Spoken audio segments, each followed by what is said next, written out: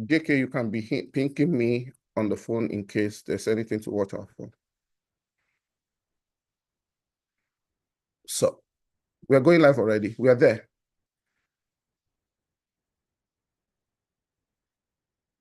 Hey viewers, welcome to the show today. Welcome to If You Asked Jimmy. This is gonna be an explosive edition with a guest in the house that is definitely going to take us there. It will not be nice to say he will blow our minds off because we don't want our minds to be blown off. But I've come with a person who is so loaded and who is vast, very versatile, very, very, very deep. Thank you for joining, wherever you're joining from, wherever your continent is, America, Africa, Asia, Australia, everywhere. So today we are having Dr. Leke Oshiyemi as our guest on If You Ask Jimmy. On behalf of our viewers, I say welcome, Dr. Leke. Thank you very much for having me. Very well. So let me give you the opportunity to introduce yourself, Dr. Leke.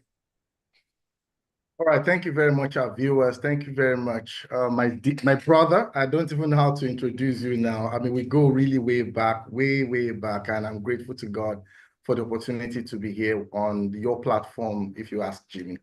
By the way, my name is Leke Oshiyemi. Some people call me Dr. Leke Oshiyemi, and it's just fine. I'm a human capital strategist. In the last 25 years, wow, in the last 25 years, I've been in the corporate environment. I've worked with the likes of Nigerian breweries, worked with the likes of Honeywell Flour Mills, worked with the likes of FITC Nigeria, and so on and so forth. Today, I'm the lead consultant CEO, managing director, if you like, of Recruit Consulting. Recruit Consulting is a human capital development company. It's a workforce solution company. What we do is we help business. What we say, our tagline is, we empower your people, we support your business. For your business to succeed, you need people. And human capital is the most important resource you need in an organization. If you put money down on its own, it's not going to do anything. But if you bring in managers, you're bringing in factory workers, you're bringing people who have that capacity, they can transform your other resources. If you bring in machines, if you bring in earth, which is agriculture, they transform it for you, and that is what I do. Wow. Yeah, we are a consultant, and what do we call management professional, management consultant as well. And okay. So it looks like there's a delay on the video from my monitor, so I don't want that to distract me. And we're very glad to have you on the show, Dr. Leke. It's a privilege because I know how busy you are. Thank you for giving us this opportunity. So because you are in that consulting field, can we kick it off from there? Yeah, there's something that usually comes to my mind about then and now. I have a stint also in HR, and in the space where I am right now, I'm in the people role. So I want to ask you, how is it this, if you compare now and then in the, workplace domain, how is it in Nigeria? I've been out of Nigeria for quite a while. So I remember those days that we have to take our paper application to places, we have to send them by post and do all those kind of manual things. Just tell us your experience when you compare, that domain, that recruitment domain, that HR domain in Nigeria then and in Nigeria now, or in our world currently. Well, I think a lot has changed in terms of how people are managed, or the methodology of managing people, or even the workplace generally. I was discussing with some friends recently, look, what we saw when we were coming into the workplace, management trainees who were coming in fresh from the university. I finished from Olabiso Northern University, and also went from a Master's University of Lagos, and yada, so many other campuses. We got into the place of work. It was manual. There was paper-based. A lot of people that were managers were daddies with big stomach, you know, that were managers. And if you do any nonsense, they will give you query. A lot has changed from that time to what we currently have. We have the Gen Zs coming in, we have technology, we have AI. I was delivering a lecture to some young people this morning, and I said, look, you guys are so blessed. In my time, we didn't have mentors. Your mentors were abroad. There were books that we were reading. There was no YouTube. There was no social media in our time. There was no internet when I went to my first degree. All right. So internet is a leveler. Technology is a leveler. Social media is a leveler. This is a global village now. People have a lot of resources in terms of people, in terms of books, in terms of knowledge. And in fact, there's something we have abundantly today. It is knowledge. And it is helping to change the landscape of things. So let me interrupt you a bit. Because we see how the genz and the whatever the gens are, the way the society is right now. What's your experience with the generation this new generation? Because they are going to be the crux of the workforce, as it were. So tell me about it. Absolutely, that's a fascinating question. I think we're seeing an evolution in our place of work. When I got into work, I met baby boomers. I am Generation X. I mean, if we're born in 1975 plus minus, and then we're now having those who are millennials. We're having Gen Zs. We're having even we call them the Alpha Generation Alpha. They are coming to the place of work. Starting from 2025. There's a new generation that is coming that called the Beta Alpha generation. Wonderful. They will be born right from this year. In the next 25 years, they're going to come into the place of work. These people have not been raised they were raised in front of social media. They were raised by robots will raise them.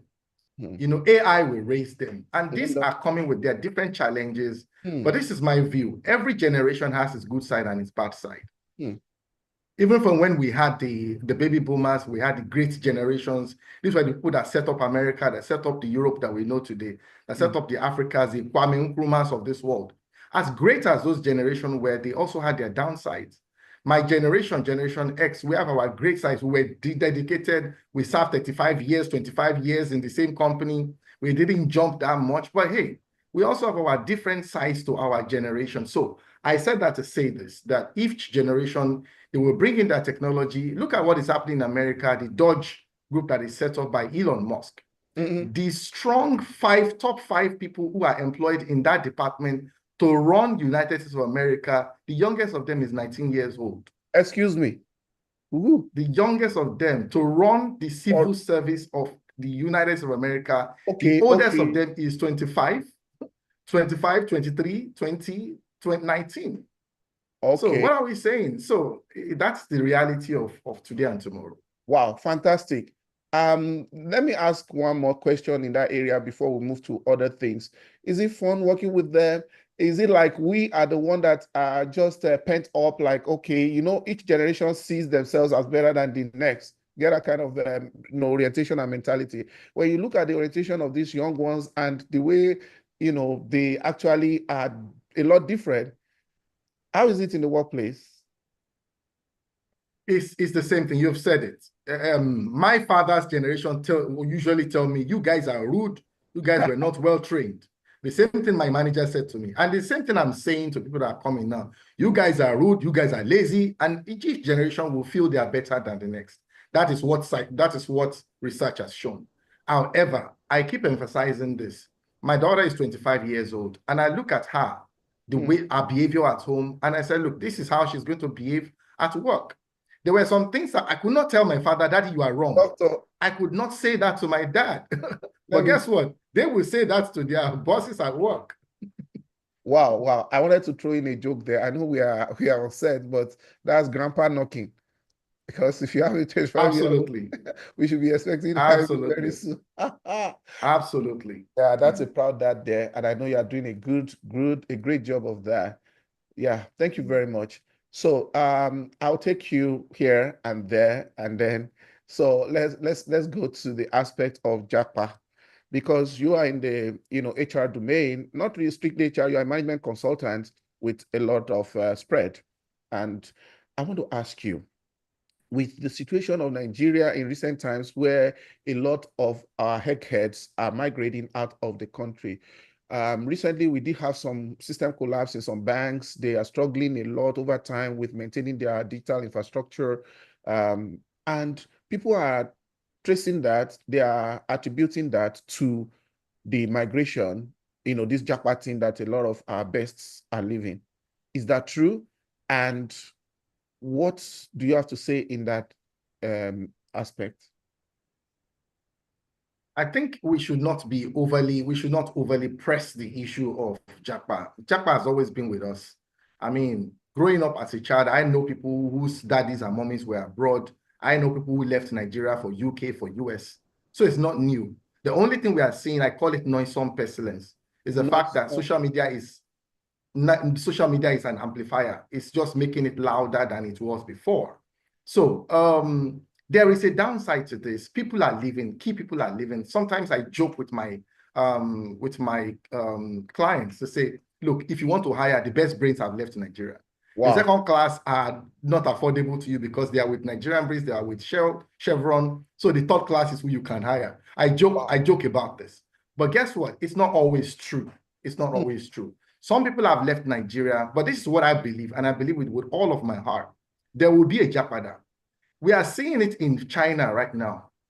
I saw a report by a government agent said, look, 80 to 90% of the brain people that are putting together the so-called technology in America are from China. And guess who developed DeepSeek? They are Chinese people that are returning back to China. Some of the best doctors that we have in Lagos are people who studied in Harvard that have come back to Nigeria to set up. Technology. So this is what my prophecy is. Some people will come back after a while, maybe because of the cold or whatever happens, maybe I don't know, maybe for love of the country, they will bring back the brain to Nigeria. I totally believe that with all of my heart. Awesome. I would like to ask that question again. When some banks were having some problems with their, with their softwares, banking softwares and other things, is it true, as an HR expert, is it true that the exodus of the good hands and the experienced and the trained hands who are familiar with those stuffs, the backbone, the human backbone of those, is it true that their exits contributed to that? Or it could have been a different thing entirely, from the HR perspective? I will not doubt that that is true. Because again, I learned of a particular department where the head of department relocated to Canada and he called his boys, guys, meet me in Canada, and everybody left for Canada.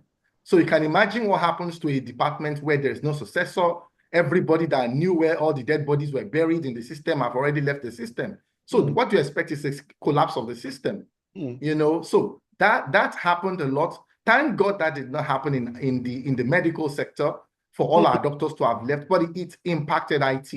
And the reason is because IT is a global business, just like so many other professions, and they were in high need. This is in the age of AI. They were looking for cloud engineers. A lot of them were doing double work.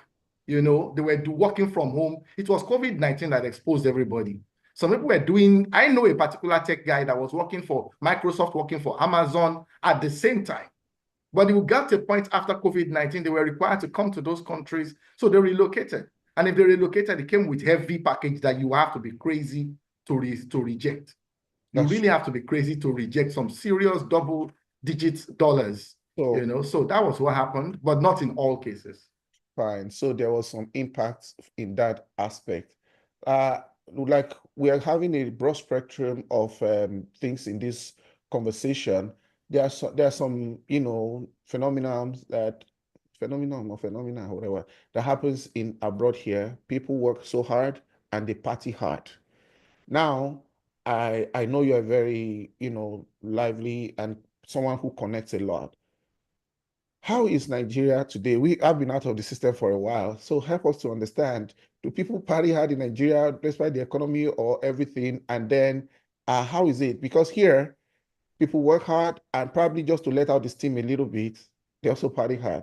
So what's the social space like that? What's like over there? What's the social life, like in Nigeria, at least on our own generation, the 50, early 50s, late 50s bracket? Yeah, I Generally, think it's a sorry, very, generally, mm, generally. yeah. I think it depends on where you are and your source of your degree, your income, your capacity, in terms of your income. I worked in Nigerian breeds for about 6 years, and I can tell you, I happen to know where all the parties happen because again, I follow my product and I see where all this happened. In the height of austerity, you know what? Oh my God, the nation has collapsed. There is no money. Oh my God, we are going to die. You see that the clubs were filled. You could not get a seat in the clubs. I think somebody said we are the happy people. I think the curve of enjoyment also goes with the curve of mystery. When people are sad, if you sack a man today, we'll go to a club to go and drown in sorrow. If a man is happy, on his way home, he has there's a baby at home, he goes to somewhere to go and celebrate with a bottle of something.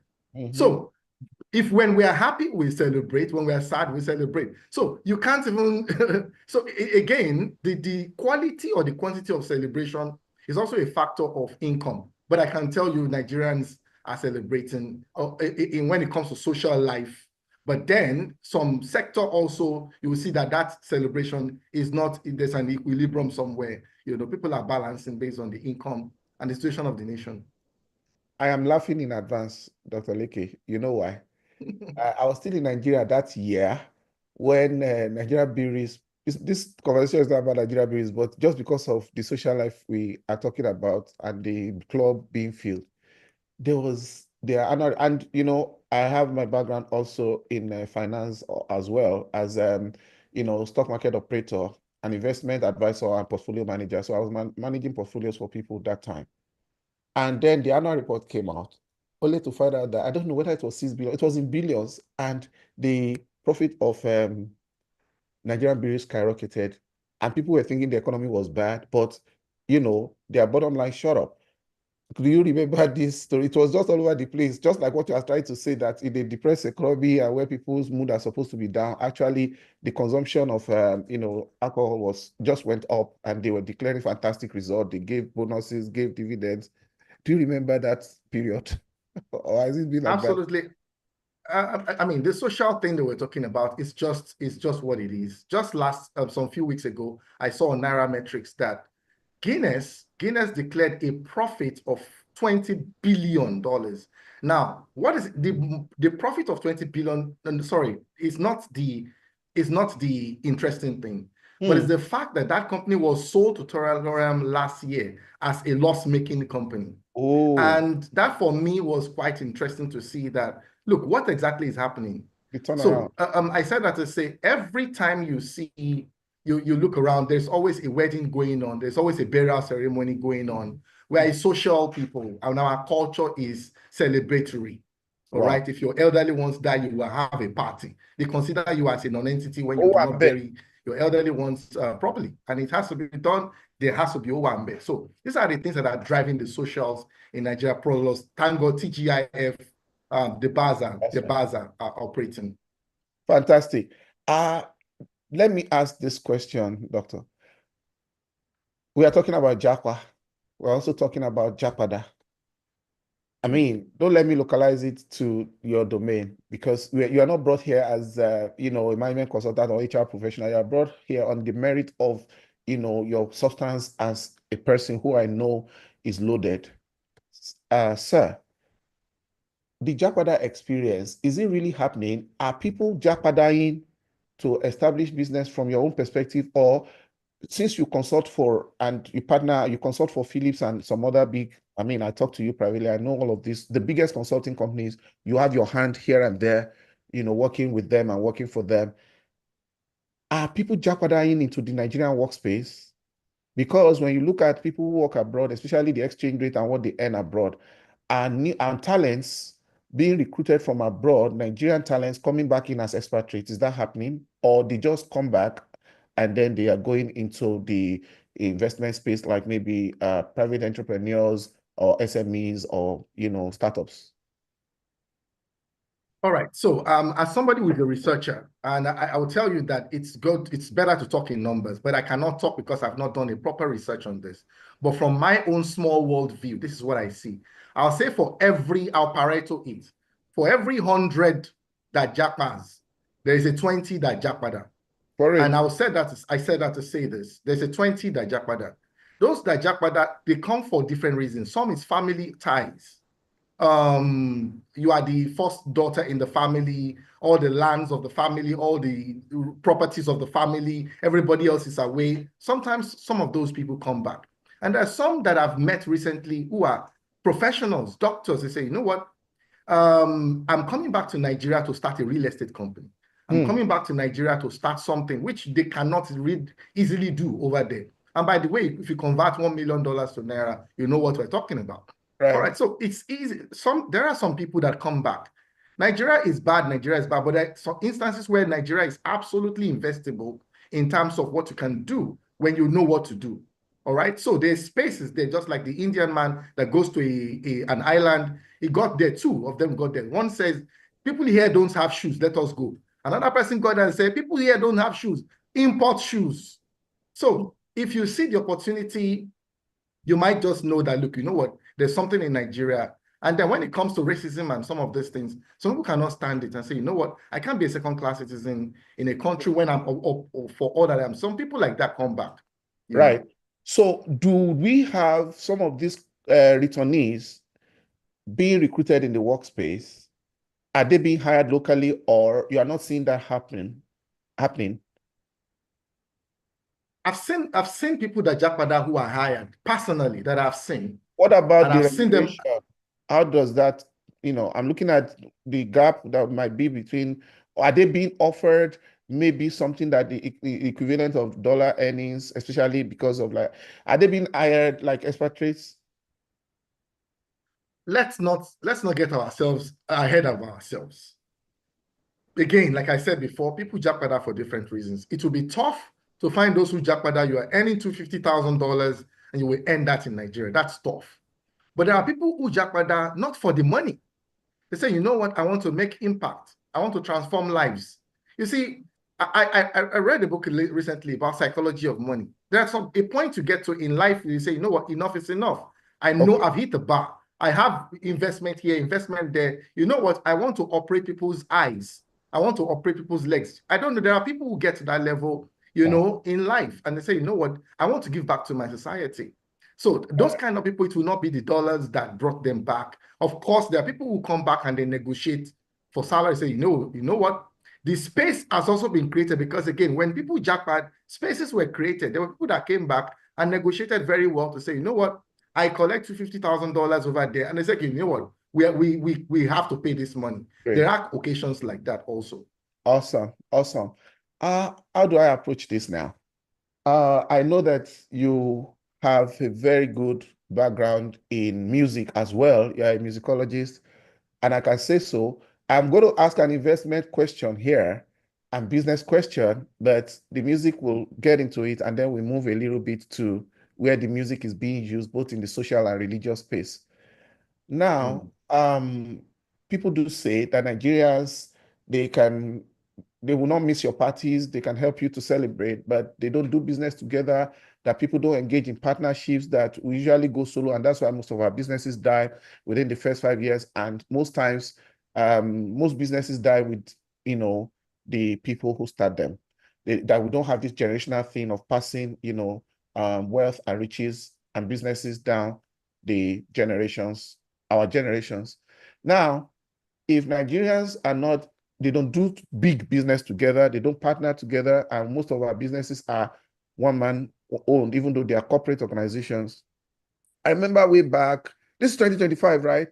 Exactly 30 years ago, you and I, as young guys in 1995, during our undergraduate years, we started a business together.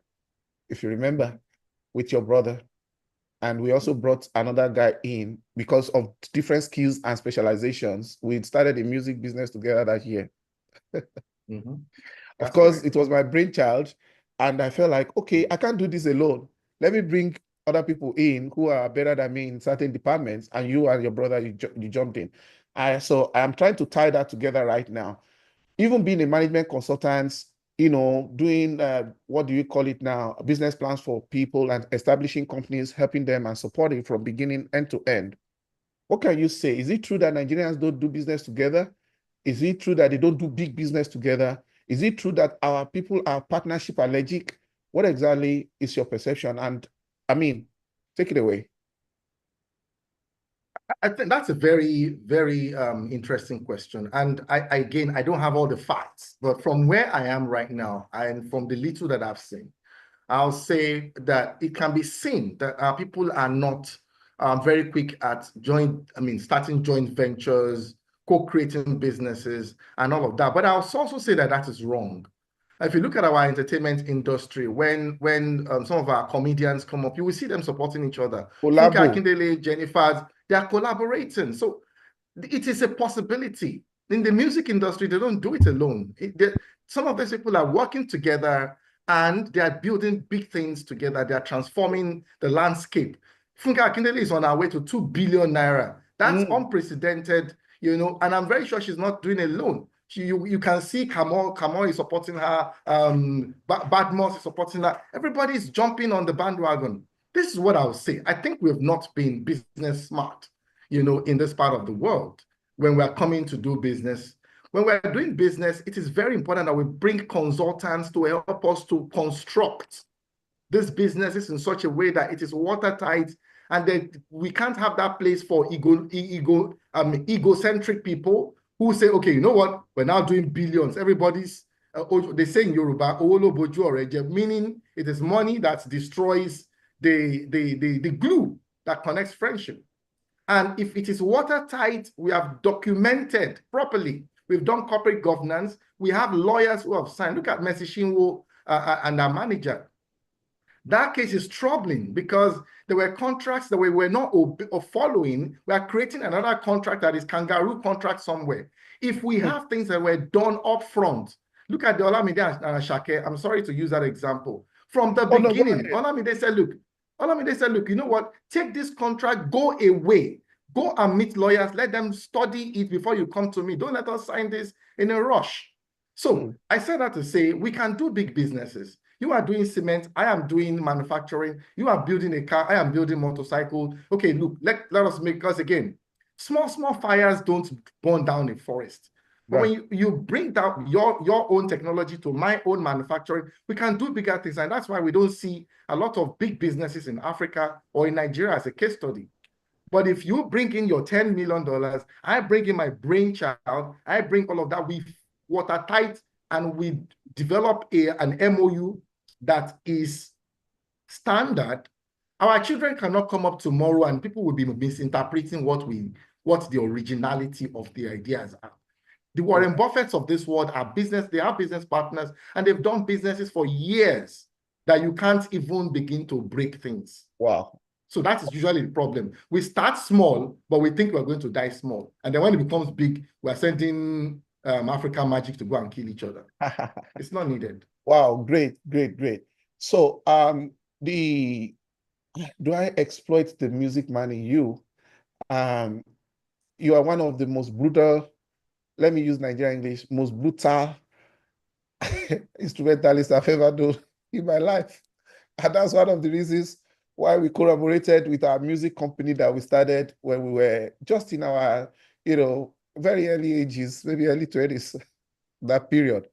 And when you look at, I'm happy that you are able to talk to the issues in the music space. Now, when you look at the church music space, because those days, maybe you say that people are doing it for, if gospel was gospel. So right now, gospel music, there's a difference between that and gospel business. Do you have your thoughts on that aspect? You brought in the Mercy Chinwo angle right now. Are people doing it for God or for themselves, or how did we get here? Is it gospel music or church music? Is there anything like that? And then is it should it be seen as business? What's your take? Sorry. Thank you very much. And is it yes, gospel music ministry or gospel music industry? it doesn't even matter what we call these things. And this is where my own take is. I'm somebody who loves music. I play keyboards very well. To this very day, I play keyboards in my church. I used to play saxophone, but I don't have Bass, that time guitar, again. drums. I used to play bass. I used to play drums. Till today, if I'm scrolling and I see music, I stop. Because I listen to music in 16 channels in my brain. I don't know why that is. I'm I from saw a the one music you posted family. yesterday evening. My brain, my music does something to me. So, but then let's go back in 1997, 1998, Lagbaja was the thing then. Lagbaja came to our campus and he said something about the music of business and the business of music. It was a lecture they came to deliver. And I'll never forget. Can you know what? Can you even imagine what's even interesting? I was not in that lecture, but somebody that attended that lecture sat down with me and told me everything that Lagbaja said. And this is where I'm bringing my point from. You see, whether we call it gospel music or gospel industry, the nomenclature doesn't matter to me. When somebody is a professional, all right, I thank God for the likes of Nathaniel Bassi, who does gospel 100% and is not charging anybody. And today you can see his result is there. He has global recognition. But those who want to play this professionally say, you know what, this is my music. Be business about it. All right, be business-like about it. Now, what I mean by be business-like about it is this. For God's sake, if you are a gospel artist and just for the love of music, you started your music and it's a business empire, these things become a problem when you begin to see streamings, you begin to see they're calling them for, they're closing down O2 Arena, dollars are coming in. That's when we started in the name of God, but no, money has entered. Before money begins to enter, can we please, I go back to documentation, Don't let us just say Jesus is Lord and slap each other, high five and speak in tongues and we say we're in business. We're not in business. We will get into troubles. When it is still you and I, Nigeria Limited, in the corner of our parish, let us go and document something. This is who we are. This is what we do. This is how we shall share. Let us be visionary. Let us have vision. We are not known yet, but in case we are known, look at, I'm sorry to use the example of P Square. They were twins, born by the same mother, the same womb. But guess what? The thing grew to the point where they couldn't manage. Oh, no, this is mine. That is yours. How much more that you met in the same church? Let me interject here. Do you think those guys are playing to the gallery for publicity and to drive, traffic to their business? I totally doubt it. I think there's a serious problem. It's a real problem. Money became the problem and they just couldn't manage it. Of course, there were other things, relationships and all of that. Awesome. But again, it comes down to documentation. I agree with you. I even put a video out on that my advice for instrumentalists. I have two different parts to it. And even though we have not spoken about it, that's exactly my opinion. People think we don't have music industry in Nigeria. We have music industry, but it is informal. So like what you are saying, things have to be documented. There has to be paperwork. There has to be understanding. That leads me to the social media space. I'm taking you back there right now. I see you have a very big social media presence and you engage a lot. The question is, when the French came to Africa, they had what they call, in their colonial strategy was assimilation. That is, they assimilated people into their culture. Up to date, they are still people in that French Africa or French West Africa. They still have, I think some new generals, military people came and abolished some of those things. But everything was French, their language, their money, their everything. So, and then, of course, we that were colonized by the British, almost the same thing because they superimposed their whole of who they are, their dressing and everything on us.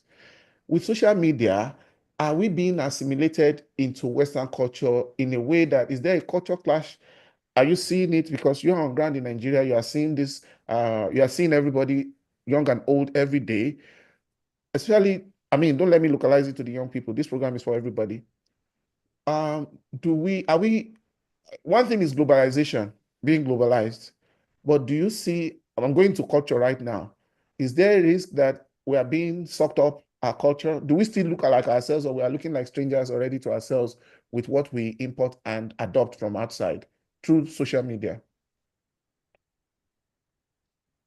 All right, so this is what my belief is, and that is the fact that it is the agenda of the colonizer is beyond the the peripheral, the artifacts of colonization. The artifact of colonization is I'm wearing a suit, you are wearing glasses, I'm wearing glasses, we're using the microphones and all of that. It's beyond all of that. It is the fact that our mental colonization is the greatest achievement of the colonizer. To the point where if we see things that are African, we call it voodoo. But if the same thing is done in America, we call it fashion. We call it, oh, this is cool. All right. So we have demonized the ways of our fathers, the ways. I mean, I remember I lived for about 5 years in my village. If a mother has not seen her son for a while, there's a place they go to in the mountainside to say, Taye Lolu, it's been a long time. Taye Lolu will be back in 3 days. We'll be in that village for 3 days. That was artificial intelligence of our forefathers. Wow. If you put that in, you know, if a mother, there are certain things that, you know, that happen. I've seen people beaten by snake in my presence. And there was a man, he was a wine tapper. He was walking by and he said, what happened to this boy? What happened to this boy? The boy was in pain. Oh my God, it was a python had beaten him. And the man said, oh my God, the nearest leaf, he just went by, plucked a piece of and ate it. I don't know what he said to it. He spat it on that spot, and the poison came out of the leg. Wow. If you said that in the presence of our people in Africa today, they will say it's voodoo. They will say it is evil. They will say, but then it is really unfortunate. I'm very grateful to God that I spent some time with my roots. I spent some time, you know, we went hunting with dogs. We climbed trees. I saw women deliver in our village. The nearest hospital to our village is 2 hours. 2 hours. And I cannot remember anybody buried in that village of sickness or of snake bite or animal bite. People will cure themselves in the village by one leaf, one root, or the other. Today, we are all going to hospital every day. The cancer world is about $200 billion. Do you think those guys want us to be fine? No, I don't think so. Wow. Leke, you are killing it.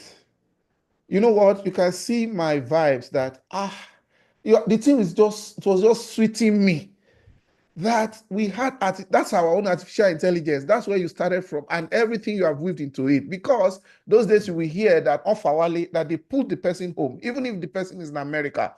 I was very, a little bit hesitant that, I don't know if you are still a pastor. I know you have that pastorate part of you apart from the music.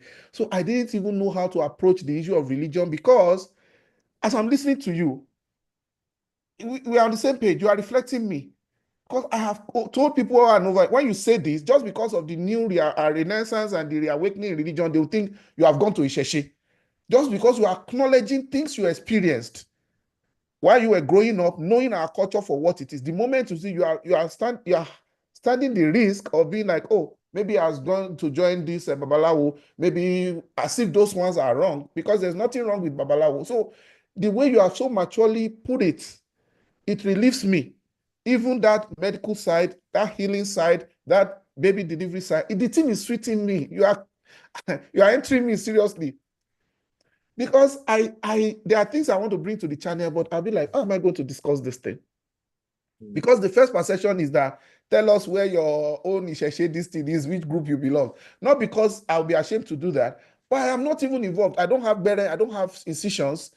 I've not even finished praying to my Christian God, not to talk of now going traditional like that in that sense, but I cannot deny my essence. I think this will boost my morale to actually come out with content that I feel like I'll be in a safe space to discuss it if I can put it articulately like you have done. So I'm going to dwell on this domain a little bit. Because I didn't know, sometimes some people are so dogmatic, they are so fanatical. I'm an ordained pastor myself. You are an ordained pastor of many years, at least me, like over 25 years, pastorate of about 30 years. You have been in pastorate even as much as the same time. Your father was a regional overseer of one of the big churches for the whole of West Africa here, the biggest brand in Nigeria and globally right now in Pentecostalism. Your dad was a multi-country overseer, and you are also a minister. So, but does that mean we have to deny you know, the realities that surround us, the religious space in Nigeria, are you concerned about where I don't want to brand it Pentecostal, where the brand of religion has taken us? Let me allow you to vent your opinion on that. Are you concerned, even though we are part of the system? Yeah, again, let me say this for clarity. I'm a Christian, I'm a child of God, saved, sanctified. My father is a pastor in RCCG, and this I can never deny. Amen. Having said this, I must say this, that it is dishonor to our forefathers. It is dishonor to the spirit of Africa. It is dishonor to our roots to demonize the things that gave birth to us. There's a saying in Yoruba that the river that forgets its source will dry. There are people that fall sick, that they will say, okay, what exactly is the root? They will bring medical, they will look, they will scan, they will do blood. They will say, go and ask for his mother. And the mother will say, oh, I thought we would never. It is not, we call these things witchcraft. We call these things demons. We call it, say, I am your mother. And the mother will just say a word or two and the child will be healed. I think that is the root of our people. And I do not have any problem with that. Again, like you said, I do not have any babalawo. I do not bow my head to any stone, any water, anywhere. But there is an identity. This is a question of identity. We must not deny who we are. Our skin cannot be denied. Our root cannot be denied. Our origin cannot be denied. And there's a lot to this. For example, the principle of omoluabi is what I live by. I was going to put that in my introduction. I am an omoluabi. This has nothing to do with Ifa or Babala or wherever. Wherever I go, I cannot be naked online because I am an omoluabi. It's a philosophy of our fathers and our mothers. There are things, those days, they put their wares, their fruits outside. If you pick the one you buy, you put the money there and you leave. You dare not steal what is not yours. These are the ethos, the ethics and the ways of our fathers. There is a political dimension to this. There's a medicinal dimension to this. There is a spiritual dimension to this. Let us not take it all and wrap it all up and say it is voodoo, it is witchcraft. It is no. It is who we are in our essence. Sometimes in our dream state, we visit these places, we visit these realities. Sometimes I will never forget it. I will never forget it. As a child, I was growing up as a child, and I was very sickly. I was very sickly, and there was an elderly. There was a night I was sick. I almost died that night. I am very convinced that I could have died that night. This man walked by. It was a man. He walked by in our area and said, what is happening? I was gasping for breath. And he said, okay, what is the issue? And they said, oh, he had malaria. He had something. He said, oh, is that why all of you are shouting? And he brought me, he said, and he took me to a Akiton. He said, I should bring, the water was brought from our house. It's not like he brought the water from his house. He brought the water. He spoke a word. The headache was banging me. I was dying. I knew life was leaving me. He spoke a word into the water, and they used water to wash me. As we were washing it, I was like, The headache left completely. He spoke a word. He was not a believer. I was not a Christian. I don't know what word he said. But there are realities that the Oyinbo people are now coming back to come and find out.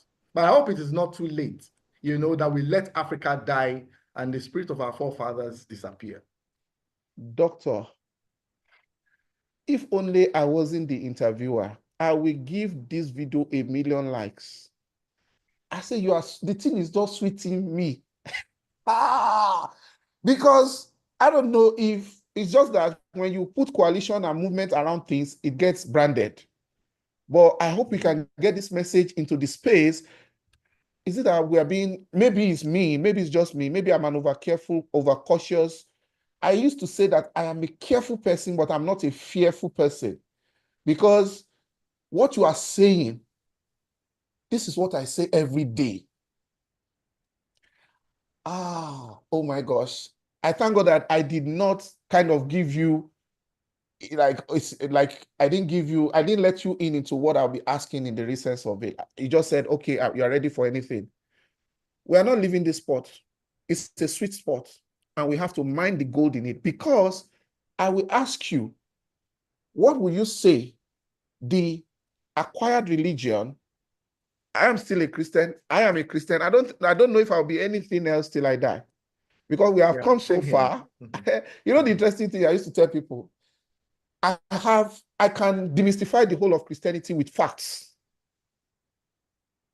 because there are records, they can be seen, and you'll be seen as not having faith or being spiritual or being sanctified or being holy enough if you talk about real facts that are in the Bible itself. And Bible is not an isolated book. It is a book of records. Don't let me go too far by whether it is holy book or not holy book or the holiness of it. But we know that, anyway, what that religion has done to us, because we were who we were all along for donkey years.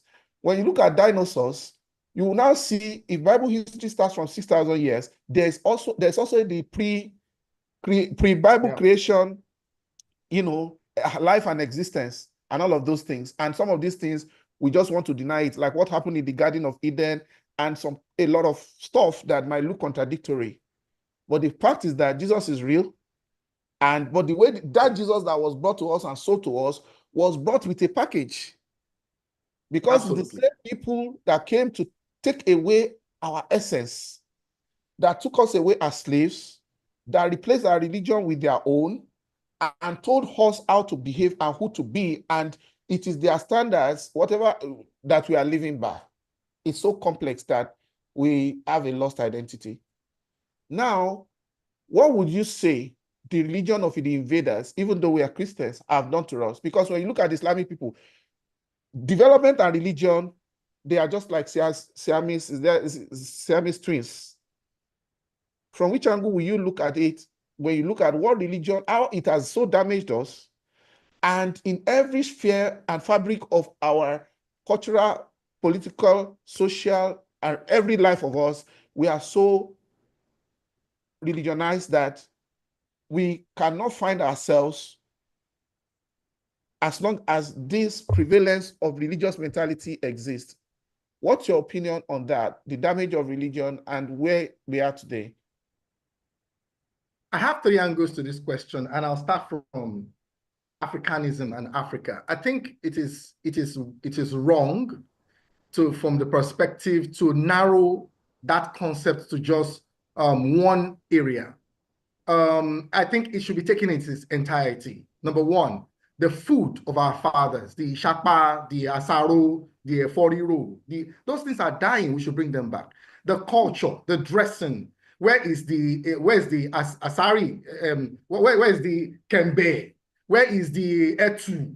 Bring back those clothes, because we're going to see those things on the fashion runway in France one day that we'll be paying billions of dollars to buy what our fathers own. Let us bring back Irundidi. Let us bring back all of those things. So I'm not saying we should bring back Ayowo. We've gone beyond all of that. All right. But then let's go back to some of this thing. The culture of our people, the Africanism is a complete package. Let us not take only one part of it and say it is evil and flush it down the toilet. That's number one. Number two, religion came as a capsule inside the principle of capitalism. Servants obey your masters, and they just basically just took everybody. The truth of the matter is, it was business at that time that they used a lot of things to package to us. That is what I mean by, that was why I agreed on the issue of packaging. And that brings me to where my mind is. I have a problem with religiosity, either as Muslims or as Christians or whatever.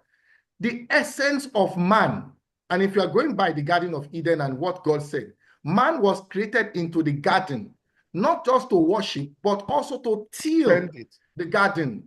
I do not want to see us building cathedrals. I want us to build factories.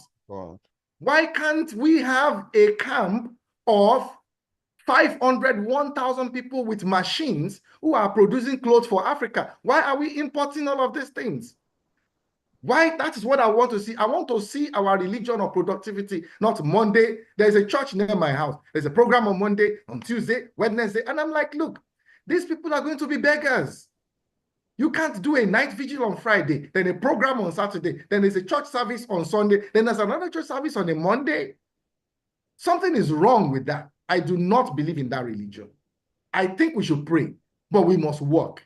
And our people, because again, this is what is fueling people. Everybody's hearing the call. Everybody's hearing the call. My father had the call, and that is why I do not want to go. There's a certain level of ministry. I'm doing ministry more than some pastors. I do not want positional authority.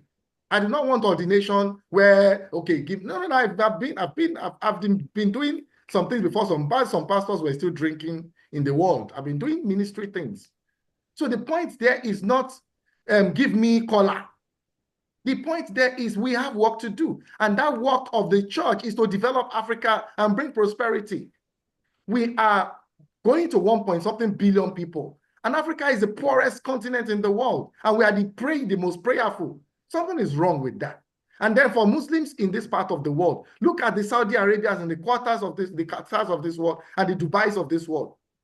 You don't see them carrying their lawani and all of that. They are producing medical transformations. They are trying to develop something for space. They are doing something in the medicine. They are making rain to come. And we are all just doing religion for religion's sake. No, if our religion does not lead us to productivity, let us flush it down the drain. No matter what we call it. I think productivity is the essence of man. Oh my God. And then to worship your maker. Like that radical revolutionist said, religion is the opium of the masses. Another person said the reason why the poor have not eaten the rich for breakfast is because of religion. And I love the part when you said religion was the capsule that they used to douse us, when they infused it into capitalism.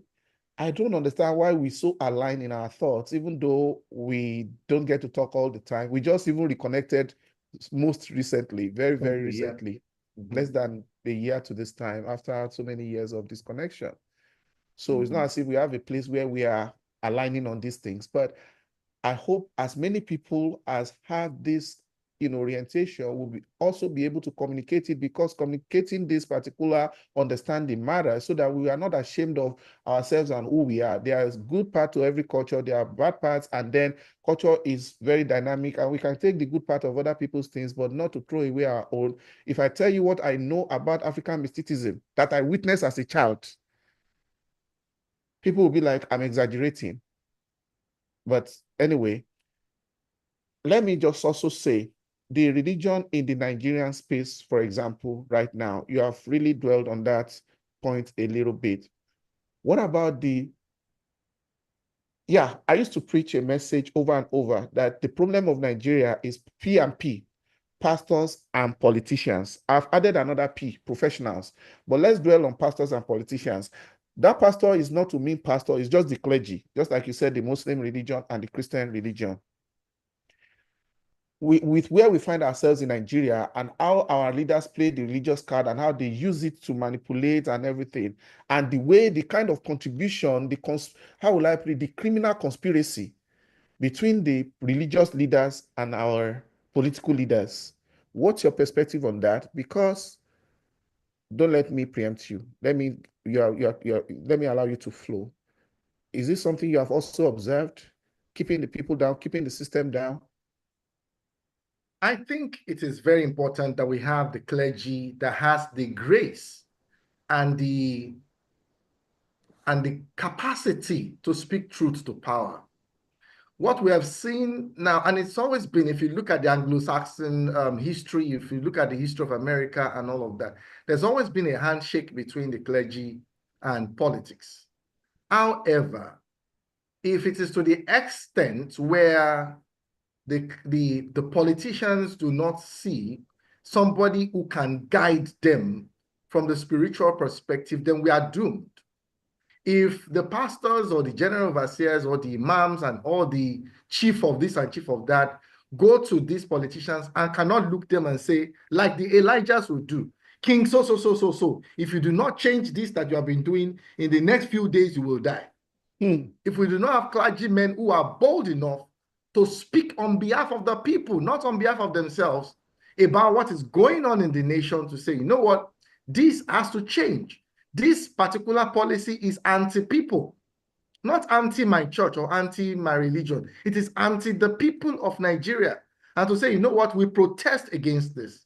This cannot continue until we have spiritual leaders who have the balls, who can damn the consequences and speak truth to power. Then the people will continue to suffer. Because again, when you don't have, that is actually supposed to be the role. And that's why I thank God for the likes of Baba Kuka. If you invite Kuka to, and he has the microphone, he speaks truth to power. And he tells them what it is. It does not mean, it doesn't call, it calls a spade a spade. This policy is not helping the people. This policy is not helping. And he knows, you know, that, look, you might say my own is too much, but let it be on record that it is said that you are eating the flesh of the masses in this country as a result of this particular policy they are put in place. It is favoring the rich, and then the poor masses are suffering.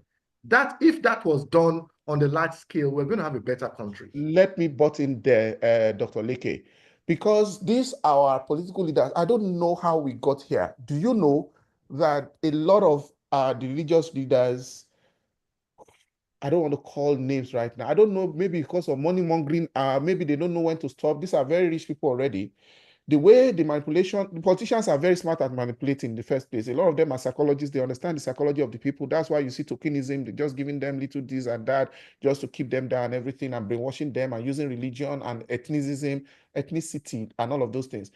It is these same religious leaders that will give the politicians the front seat. It is these same religious leaders that they will be saying certain things on their pulpits during the campaign. Look at the last election and the election before it, you know, right from Jonathan era, religion became so prominent.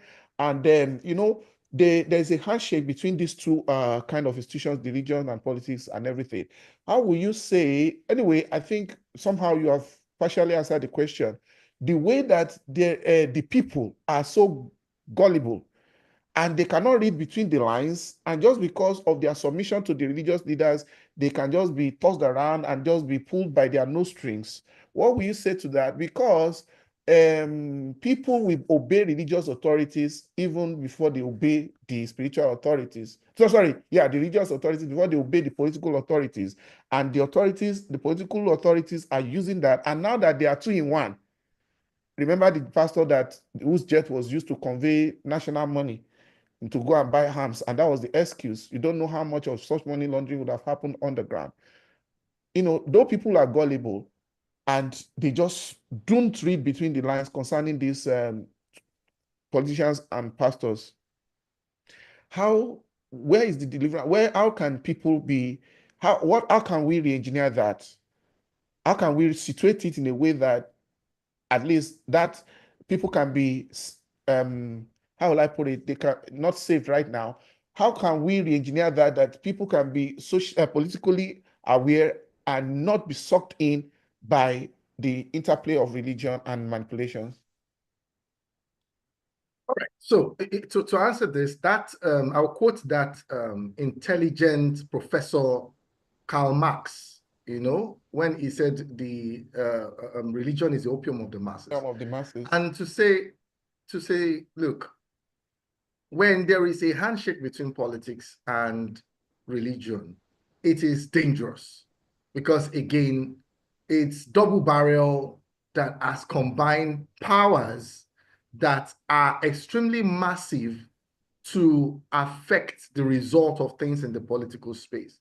Now, the argument will be that, look, you know what, as a father in the Lord, if a president is one of my members, I cannot throw him away. I mean, he's my follower, he's my sheep, as in quotes. I'm his father in the Lord. And it comes for prayer. Again, that I shall no wise cast him out. All right. So he has come for prayer. It does not mean endorsement. I'm just praying for him. Now, the danger of this is the people that are following do not see it as a prayer. They see it as an anointment or an endorsement of some sort to say, okay, you know what? You don't need to appoint him or to tell us to vote for him. We have already seen the body language of this ministry that, look, you know what, let us support. Therefore, we shall cast our vote in that particular wise. Now, all of this is calculated.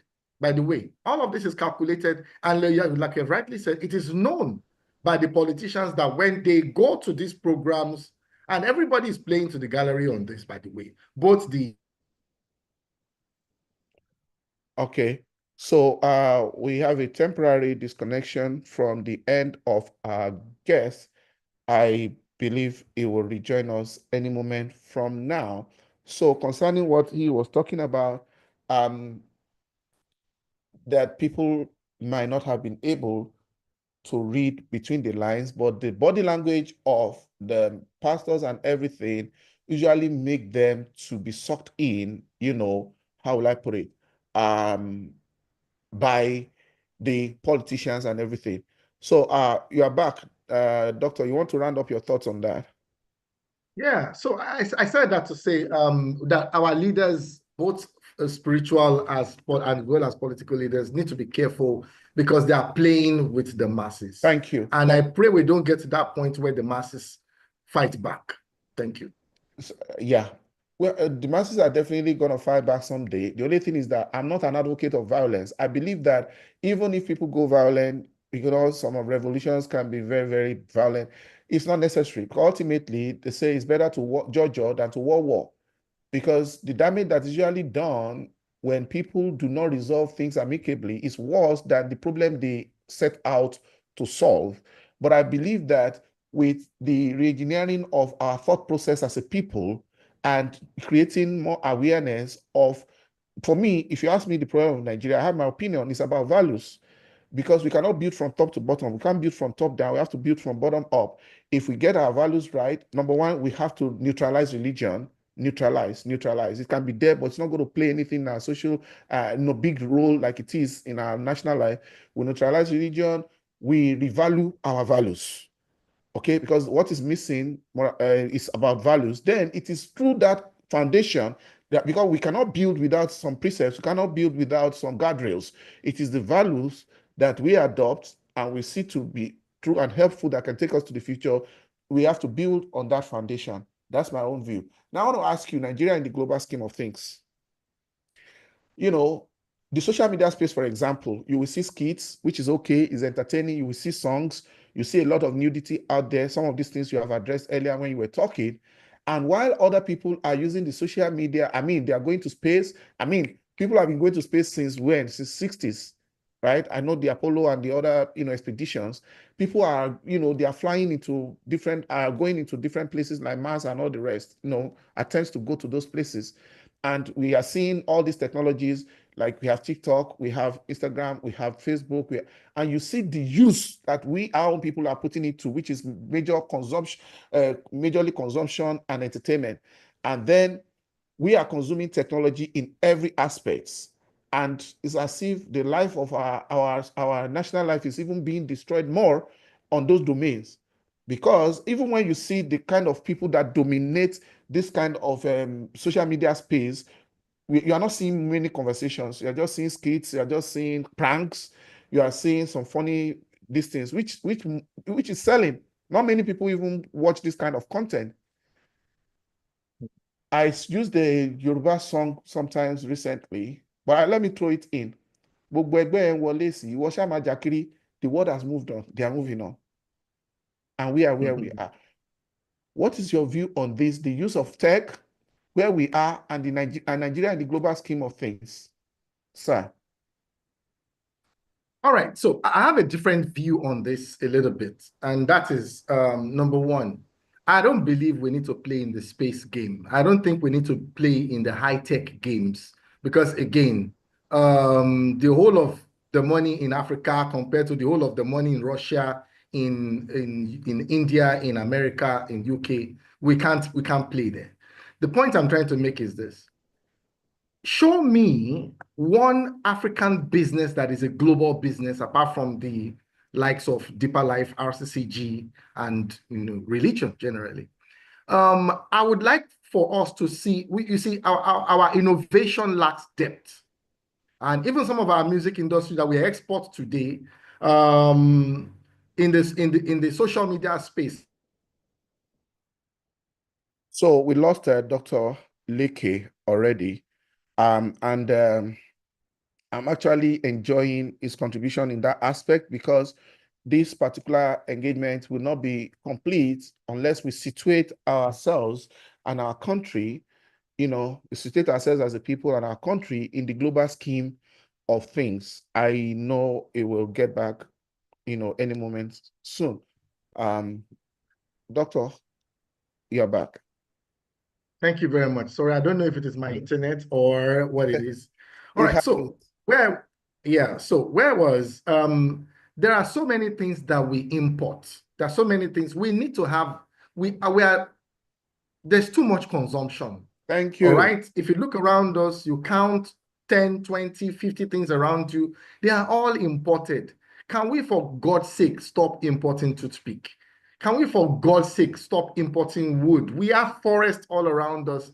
Our own petrol, until recently, we had to export it out to bring in petrol. It's a shame. It's something that should never, never happen to us as a people. Our clothes we need to make things here in Africa for Africans. And when it comes to commodities to make, there are hundreds of things that can be made. This afternoon, I was seeing the video of a guy in Mozambique, or so thereabout, that designed a car that does not use petrol, a car that does not use electricity, a car that runs on water, that you start it and you can use it to power your house as a generator. I've seen that too. And you can use that car for 20 years. America, all these developed nations will start coming to us to come. They will renegotiate with us when we come up with these innovations for Africa, by Africans, for Africans. If you look around in the mobile phone we are using, the technology we are using, this internet, everything is all imported. Can we have things that can solve our agricultural problems that are African solutions for Africans? Can we have tech solutions that can connect Africa? Because the problem with Africa is we are divided. Even within Nigeria, Lagos is so different from Ogun State. Ogun State is so different from Osun State. Osun is different from Maiduguri. Maiduguri is different. Why can't we have things that unite us, such that you can do business? The farmer in Kadu, by the way, I stumbled on something recently, that the grape that we import from South Africa to Nigeria is produced in a local government in Kaduna State. Can we link that guy to Lagos, and from Jos to Lagos by some technology company that unites us, so that we stop importing food? We can feed ourselves and have the prosperity of our nation. That, for me, I think is what is key, so that we can produce. Absolutely. And not just pray.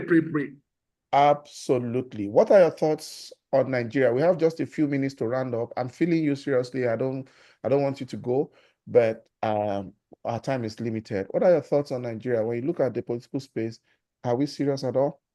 And what's your thought on this current, administration? Is there hope for Nigeria? Help us put that together. When I look at the class of legislators we have and the kind of things that is going on there, and some clownish and childish tendencies, and looks like we are in a very, very crucial, very critical, Nigeria is on life support, very critical place. And we have leaders who probably, they are not touched, maybe they are unaware, or they are just so blind to what is going on, and they're so disconnected. That's my view. You are in Nigeria. I know you travel a lot. You travel to all parts of the world, and you have seen how it works in other places, and you collaborate with people, online every day. But our own Nigeria, is there hope? And then where we are today, I want you to touch on the current administration and all the crop of people that are leading us, and what is your thought on the way forward as a country? What are your thoughts? If you ask me, which is what we are doing right now, I will say, again, I stand the risk of sounding like not unpopular. But this is what I would say. I think the nation has been bastardized to the point of the last two administrations, maybe the three administrations before now. I think we're on the right path. And this is partially why some of us are in the nation. We are, for the first time in the history of Nigeria, why I'm still here. I have hope. I am somebody who loves Nigeria to the core, to my core. And I do not believe that I do believe with all of my heart that change is coming, joy is coming. This is why I believe that. For the first time, we are producing petrol in our nation, and some of our refineries are coming alive. For the first time, subsidy is removed. I think the worst has come and gone already. I think we are on our way to prosperity, and this is my personal belief. I wanted Peter Obi to be president. I have a picture of me and Peter Obi, somebody I love, but he did not win the election. But we're a nation, we have to continue. And therefore, I am looking for, even though I've seen a lot of irresponsibility, and I said that in capital letter, irresponsibility on the part of our current leaders, and from presidency to our governors, in the time when people are asked to tighten their belts, they are buying new things, that is irresponsibility of the highest order. In spite of all of that, I believe that as a nation, we are coming to prosperity, we're coming to transformation, we're coming to renewed hope. And I pray that after this particular administration, that the next generation will not take us back to where we were coming from. Because if we don't take the back pains now, we'll return this nation back to where we were before. Wow, wow, wow. I think we have just like 3-4 minutes, let's say 3 minutes before we round up. Maybe I can touch one question before that. I know I've seen you, some pictures of you with the Oni, current Oni of Ife, Oba Adeyeye Ogunwusi, Ojaja II. I believe you have a relationship with someone you know one-on-one. But let me take us to the traditional institution. What's your view on our traditional institutions, especially the way that our culture and those thrones have been subjugated to a lot of some funny things, and especially the incursion of religion that our traditional rulers, even the top ones, they don't know their place they don't know the difference between the culture and religion, and sometimes some of the kind of how will I put it now, some negative perception they're attracting to the throne through their private lives that could have been private. You know what Zazu did with the ex-wife of Oba Alafi, and then all the drama that happened with Olori Naomi and some of the Oloris, and I mean, I don't have anything against polygamy. I think polygamy is proper. It's only religion that came to I know that so many people will, if I was a member of one church now, they will excommunicate me. But I mean, I have done over 400 pages research on what polygamy is. It's not what Christian religion tells people, but most of pastors want to be politically religiously correct, and they can't say this. I will never marry two people at a time. I will never do it. I won't do it as a person. So, to our culture and to the institution, I'm not talking about on this polygamy, but when you look at the image of that particular institution now with our culture and tradition and religion, what's your view of the traditional institutions in Yoruba land, especially? Let's use Yoruba as an extraction, as an example of our country. We may not be able to talk about Hausa or Igbo or anything because we are both Yorubas, but it's not a Yoruba. This is not a Yoruba program. We just want to go from the known to the unknown. Let's use the ones that are happening with us, and then we can round up. Thank you very much. I think it's rather unfortunate that we're seeing experiences of all the things you've mentioned, including the Oba of Ifo that was slapping somebody and doing all of those things. It's rather unfortunate. And this is why I will quickly down for Baba Adekoye, if not when they are not in church, outside there, what about me and all of those things and a lot of those stuff. We can go on and on about it, but this is what I'll say. And this is why you will find some stools, let me say administrators of certain stools in Yoruba land are beginning to prefer to have people that are coming from abroad. Like there's a particular skit around this, that if you are strolling around your area, the Obaship of your area will not come to you. It's now becoming the imported. Some of these things are happening as a result of an attempt to sanitize the royal stools in Yoruba land, to bring people who are cultured. Even if Ifa is choosing the area boy of that area, they will say, you know what, development cannot come to our community. I will interject there. If we are talking about being cultured, is it the kind of culture that the Oluwobo from Canada and America? Is it the kind of culture that Andy brought? Is that what we are seeing? And the Ojaja, is that what we are seeing, what we are talking about? Are we not better off? To be honest, people? To be honest, it's an attempt. Because again, there are three things that are involved in recruitment. And it applies to either presidency or from general manager to gate man. Number one is the skill of the person you are hiring. Number two is the knowledge of the person you're hiring. And number three is the attitude, the behavior of that person. Skills can be taught. I mean, knowledge can be acquired over time. You can go on Chat GPT and acquire knowledge on almost anything, on how to fly a plane, or how to cook a 40 rope.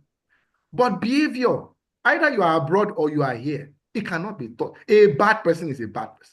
Somebody who has bad mouth is somebody who has mouth bad. Somebody who has anger issue is somebody who has anger issue. And that is why, as a people, we can do better to say the people that will hold the royal stools in Yoruba land should be Omoluabis. Wow. And not Omoita. Thank you, Dr. Leke Oshiyemi.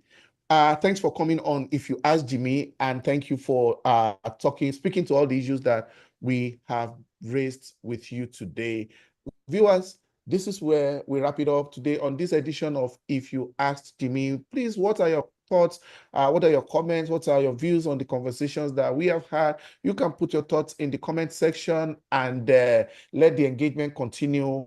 We will do this on the next one. We have videos that we have done with other people from other parts of the world, Nigerians in diaspora who are speaking to issues both globally, and you can see them in our channel. And please click the like button and subscribe to our channel so that you can see our videos whenever we upload them, and also click the notification bell on this channel If You Ask Jimmy. Special thanks to our helpers at the back end, OMS. I'm sure they are going to scroll their number on the screen. I just do the talking. I have my daytime job. I'm a very busy professional, but I'm empowered because I have support from the Odeku Multimedia, who helps me, with their team, to make sure that these things get out to you there. They are involved in end-to-end of social media and digital media, new media. They are very, very professional, from the UI, UX design up to the production, pre-production, post-production. That is what they do. And also they manage social media for people. For people who are wondering, where do I get the time to do this? It's very involving, but I organize around my time. Time management is what I do, and I have this support from the back end. Thank you everyone for watching, and we'll see you on the next one. Thank you again, Dr. Leke Oshiyemi. On behalf of our viewers, My pleasure. we appreciate you. Thank you, sir. Thanks for having me. Bye, everyone. Bye. Thank you. Bye.